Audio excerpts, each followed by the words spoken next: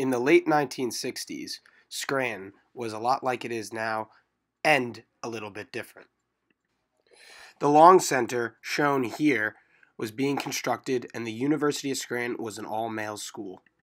The Vietnam War was on everyone's mind. Scranton's mayoral candidates met with university officials and did blood drives and made awareness for the war. The university's radio station even had the former ambassador of South Vietnam to the United States speak on their show. Throughout the late 1960s, many Scranton locals served proudly overseas in Vietnam. This, however, was all about to change in May of 1970.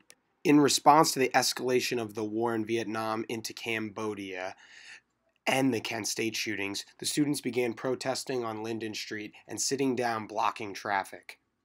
Another group of students headed to the downtown area and protested on the corners of Wyoming Avenue and Spruce Street. They also participated in the blocking of traffic and were swiftly met by the Scranton police force. The police arrested 12 university students and took them downtown to the jail to be booked.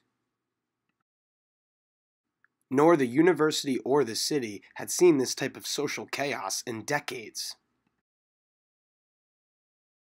Down at the station, the students were processed and soon nicknamed themselves the notorious Scranton 12.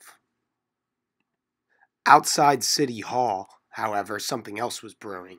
The fellow students of the University of Scranton came to support their classmates outside on the street.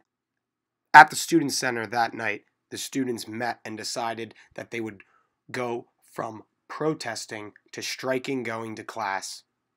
The students demanded that President Galvin take a moral judgment of the war, which he refused. He did, however, fly the flag at half-mast in honor of the Ohio students who lost their lives.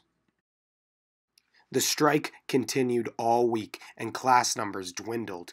Eventually, on Friday, women from Marywood University and men from the University of Scranton met and went downtown again to protest the war.